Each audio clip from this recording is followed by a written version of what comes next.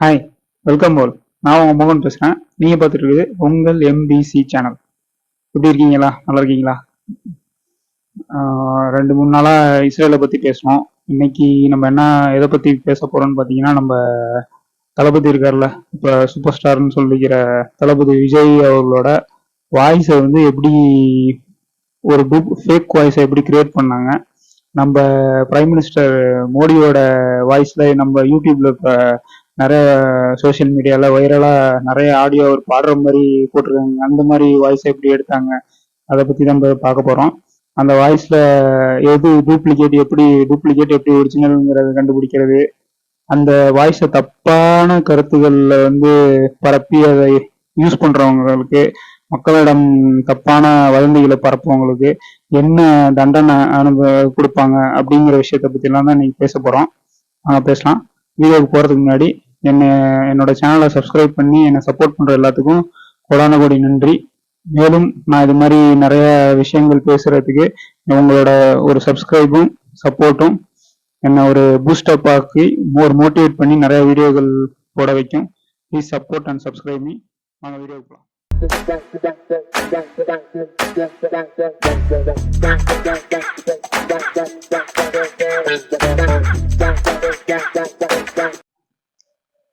வர அக்டோபர் 19 படம் ரிலீஸ் ஆக போகுது. லியோ படம், நம்ம தளபதி விஜயோட படம்.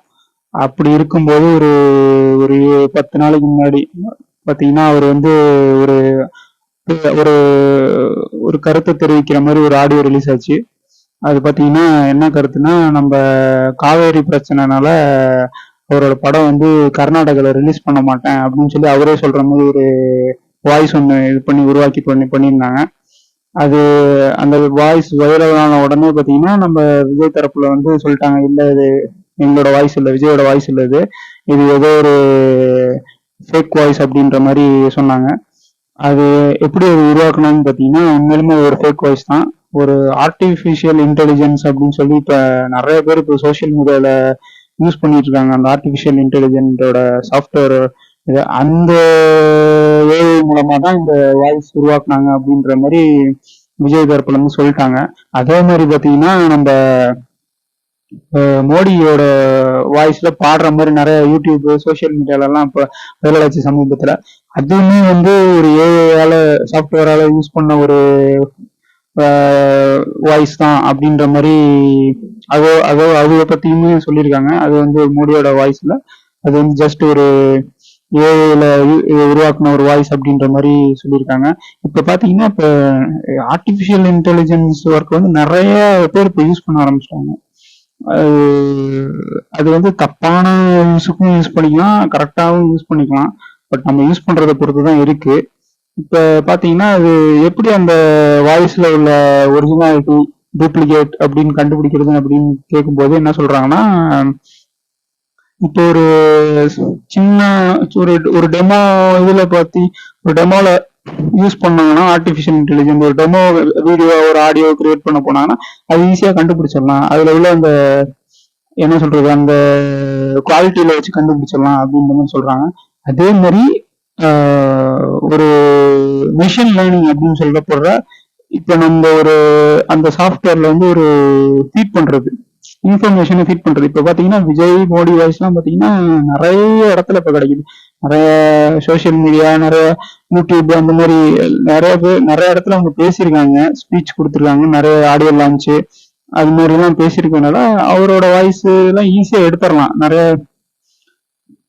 நிறைய மீடியால வந்து இருக்கிறதுனால ஈஸியா எடுத்து ஒரு ஏஐ சாஃப்ட்வேர்ல ஃபீட் பண்ணி அதை பார்த்தீங்கன்னா ஒரு ரொம்ப ஒரு ஒரிஜினலுக்கும் டூப்ளிகேட்டும் வித்தியாசமே இல்லாத மாதிரி உருவாக்கிடுறாங்க. பட் அந்த ஒரிஜினல் டூப்ளிகேட்டையுமே வந்து எக்ஸ்பர்ட் வச்சு கண்டுபிடிச்சிடலாம் அப்படின்ற மாதிரி சொல்றாங்க. அது எப்படி கண்டுபிடிக்கிறாங்கன்னு பார்த்தீங்கன்னா அந்த வாய்ஸ்ல இது பண்ணும்போது அதோட வேவ் ஃபார்மட், அதாவது ஒரு சாஃப்ட்வேர்ஸ் பார்த்தீங்கன்னா அடோப் ஆடாசிட்டி, அடோப் ஆடிஷன் அப்படிங்கிற ஒரு சாஃப்ட்வேர் எல்லாம் இந்த வாய்ஸை வந்து ஃபீட் பண்ணி அது வந்து ஒரிஜினலா டூப்ளிகேட்டான்னு கண்டுபிடிச்சாங்க. அதை எப்படி கண்டுபிடிக்கிறாங்கன்னா அந்த வேவ் ஃபார்மேட்டை வச்சு அந்த வாய்ஸ் வந்து இது ஒரிஜினல் இது டூப்ளிகேட் அப்படின்ற மாதிரி கண்டுபிடிச்சாங்க.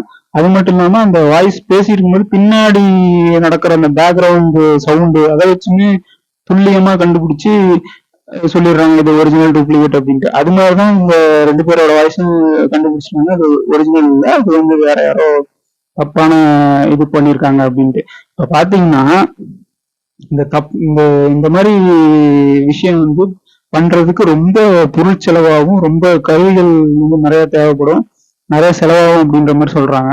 இது கண்டிப்பா வந்து ஒரு அரசியல் நோக்கத்துக்கும் இல்ல ஒரு அவங்க பேரை வந்து அவதூறாக்கணும் அப்படிங்கிற ஒரு நோக்கத்துக்கு தான் பண்றாங்க அப்படின்ற மாதிரி சொல்றாங்க. ஸோ அது தப்பான விஷயம். இது ஏன் பண்றாங்கன்றது நமக்கு தெரியல. இப்ப பாத்தீங்கன்னா இவங்களோட தோற்றமோ இவங்க குரலோ வச்சு யூஸ் பண்ணா அது பாத்தீங்கன்னா ஐடென்டி தெஃப்ட் அப்படின்ற ஒரு விஷயம் சொல்றாங்க. ஐடென்டிஃபை தெஃப்ட் அப்படின்னு பாத்தீங்கன்னா இப்ப ஒரு பிரபலத்தோட வாய்ஸையோ ஒரு தோற்றத்தையோ இது பண்ணி இமிட்டேட் பண்ணி வீடியோ கிரியேட் பண்றதோ இல்ல ஆடியோ கிரியேட் பண்றதோ இதுக்கு பாத்தீங்கன்னா 66C அப்படின்ற ஐடி ஆக்ட் படி ஒரு தண்டனை இருக்கும். அந்த தண்டனை பாத்தீங்கன்னா 3 வருஷம் சிறை தண்டனை இல்லைன்னா 1,00,000 பணம் இது பண்ணணும், ஃபைன் மாதிரி கட்டணும் அப்படின்ற மாதிரி சொல்றாங்க. இதுவே அந்த பிரபலத்தோட தோற்றத்தையோ குரலையோ யூஸ் பண்ணி தப்பான கருத்துக்கள் அவதூறு பரப்புனாங்க. இப்ப நம்ம விஜய் இது பண்ண மாதிரி சொன்ன மாதிரி ஒரு ஆடியோ கிரியேட் பண்ணாங்களா, அதுக்கெல்லாம் பாத்தீங்கன்னா இம்பர்சனேஷன் அப்படின்னு சொல்லி ஒரு விஷயம் சொல்றாங்க. இம்பர்சனேஷன் அப்படிங்கிற இது பாத்தீங்கன்னா நான் சொன்ன மாதிரி தப்பான கருத்துக்களையும் தப்பான செய்திகளையும் வந்து மக்களிடம் புகுத்துறது, அதாவது இவங்களோட தோற்றத்திலையும் குரலிலையும் இது பண்ணி மாதிரி மாதிரி செஞ்சு பண்றது வந்து இம்பர்சனேஷன் அப்படின்ற மாதிரி சொல்றாங்க. அதுக்கு தானே பாத்தீங்கன்னா ஐடாக் படி 66D அப்படிங்கறதுல இதுக்கும் வந்து 3 வருஷம் தண்டனை அப்படின்ற மாதிரி சொல்றாங்க. இது மட்டும் இல்ல, இப்ப அந்த ஆடியோவும் வீடியோவும் கிரியேட் பண்றதுக்கு உறுதுணையா இருந்தாங்க, அதை வந்து செய்யணும் அப்படின்னு சொல்லிட்டு தூண்டி விட்டாங்க, அவங்களுக்குமே வந்து இந்த மாதிரி தண்டனைகள் கொடுப்பாங்க அப்படின்ற மாதிரி சொல்றாங்க. இப்ப நம்ம பண்ணலாம், வீடியோ ஆடியோ எல்லாம் நிறைய பண்ணலாம், பட் அது ஒரு நல்ல யூஸுக்கு பண்ணலாம். இப்ப ஃபார் எக்ஸாம்பிள் இப்ப பாத்தீங்கன்னா இப்ப விஜய் வந்து கருத்து வந்து தப்பான கருத்து தெரிவிச்ச மாதிரி உருவாக்கிருக்காங்க. இப்ப அதுவே அவரே வந்து ஒரு நல்ல கருத்து மாதிரி பண்ணி இந்த மாதிரி ஸ்டூடெண்ட்ஸ் எல்லாம் நல்லா படிக்கணும், படிச்சாதான் நல்ல வாழ்க்கை இருக்கும் அது மாதிரி உருவாக்கி இது பண்ணாங்கன்னா அது வந்து ஒரு நல்ல இதுக்காக பண்றது. ஸோ அது தப்பு கிடையாது, அதுக்காக எந்த தண்டனையும் கிடைக்க போறது இல்லை. ஆனா அப்படி பண்றதுனாலும் அவங்கள்ட்ட வந்து நம்ம ஒரு ஒரு என்ன சொல்றது ஒரு பெர்மிஷன் வாங்கிக்கணும். இந்த மாதிரி நாங்க பண்றோம் சார், இந்த மாதிரி உங்களோட அனுமதி கொடுத்தீங்கன்னா கொஞ்சம் நல்லா இருக்கும் அப்படின்னு கேட்டு பண்ணோம்னா அவர்கிட்ட இல்ல அவரோட மேனேஜர் அவங்க அந்த லீகலா இது பண்றவங்க டீல் பண்றவங்கள்ட்ட பேசினோம்னா கண்டிப்பா ஓகே சொல்லிட்டு பண்ணாங்கன்னா அது அது கரெக்டான விஷயம். பட் இந்த மாதிரி தப்பான விஷயத்துக்கு யூஸ் பண்றது நல்லதுக்கு இல்லை, கண்டிப்பா சிறை தண்டனை வரும். இப்ப நம்ம அதை பண்ணிட்டு நம்ம இதுல போய் சொன்னோம், இப்ப நம்மள எதுவும் போலீஸ் பிடிக்கிறாங்கன்னா நம்ம அரெஸ்ட் பண்றாங்கன்னா அப்ப போய் இல்லைங்க எனக்கு தெரியாதுங்க அப்படின்னு சொன்னாலும் விட மாட்டாங்க. ஏன்னா அது விழிப்புணர்வு இல்லாம பண்றது தப்பு அப்படின்ற மாதிரி சொல்றாங்க. ஸோ இப்ப பாத்தீங்கன்னா என்ன சொல்ல வரேன்னா, இப்போ ஆர்டிபிஷியல் இன்டெலிஜென்ஸ் வந்து நிறைய பேர் இப்போ அந்த சாஃப்ட்வேர் வந்து நிறைய பேர் யூஸ் பண்றாங்க. இப்போ நான் பாத்தீங்கன்னா சோசியல் மீடியால பாத்தீங்கன்னா ஒரு பிரபலமான நடிகரை மாதிரிலாம் வந்து உருவாக்கி இது பண்ணிட்டு இருக்காங்க. பட் பண்ணலாம், நல்ல விஷயத்துக்கு பண்ணுங்க, அது எப்போதும் தப்பு கிடையாது. பட் கெட்ட விஷயத்துக்கு யூஸ் பண்ணாங்கன்னா கண்டிப்பா அதுக்கான தண்டனையை கண்டிப்பா அனுபவிச்சு தான் ஆகணும். அது மட்டும் இல்லாம இப்பெல்லாம் கண்டுபிடிக்க முடியாது அப்படிலாம் யோசிக்க கூடாது. ஏன்னா இப்பெல்லாம் ஐபி இப்ப நம்ம அப்லோட் பண்றோம்னா ஒரு வீடியோவோ ஆடியோவோ அப்லோட் பண்றோம்னா இன்டர்நெட்ல யூடியூப்ல சோசியல் மீடியாவை அப்லோட் பண்ணா நம்ம ஐபி அட்ரஸை வச்சு கண்டிப்பா கண்டுபிடிச்சிருவாங்க எப்படி யார் அப்லோட் பண்ணா அப்படின்னு சொல்லிட்டு. இப்ப விஷயம் என்னன்னா, இப்ப நான் என்ன சொல்ல வரேன்னா, நிறைய பேர் யூஸ் பண்றாங்க இந்த ஏஐ சாஃப்ட்வேரை, அதுக்கான கைட்லைன்ஸ் எப்படி யூஸ் பண்றது, அது ரூல்ஸ் படி எப்படி யூஸ் பண்றது, என்னென்ன மாதிரி விஷயத்துக்கு யூஸ் பண்ணலாம் அப்படின்னு சொல்லி ஒரு ஒரு கைட்லைன்ஸ் வந்து இன்னும் சரியா வந்த மாதிரி தெரியல. ஸோ அதுக்கான விஷயத்த வந்து கொஞ்சம் ஏற்பாடு பண்ணி அந்த சாஃப்ட்வேர் இது பண்ணி கரெக்டா எதுக்கு யூஸ் பண்ணணும் அப்படின்னு சொல்லிட்டு ஒரு லீகலா ஒரு கைட்லைன்ஸ் கொடுத்தாங்கன்னா கண்டிப்பா இப்ப நிறைய பேர் வந்து யூஸ் பண்ணிட்டு இருக்காங்க. சில பேர் வந்து விழிப்புணர்வே இல்லாம அது தப்பான விஷயத்துக்கு எல்லாம் யூஸ் பண்ணிட்டு இருக்காங்க. ஸோ அந்த மாதிரி கைட்லைன்ஸ் கொடுத்தாங்கன்னா கண்டிப்பா அவங்க வாழ்க்கையில வந்து நிறைய விஷயங்கள் அவங்க என்ன சொல்றது தப்பான விஷயத்துக்கு யூஸ் பண்ணாம கரெக்டா யூஸ் பண்ணுவாங்க அப்படிங்கிறது என்னோட கருத்து. நீங்க என்ன சொல்றீங்க அதை கமெண்ட்ல தெரிவிங்க. இதோட இந்த வீடியோ முடிச்சுக்கிறேன். மேலும் இது மாதிரி நிறைய விஷயங்களை பத்தி பேசுவோம். என்ன இந்த மாதிரி விஷயங்கள் பேசுறதுக்கு உங்களோட சப்ஸ்கிரிப்ஷனும் சப்போர்ட்டும் எனக்கு ஒரு மோட்டிவேட்டா பூஸ்டப்பா இருக்கும். Please support and subscribe me.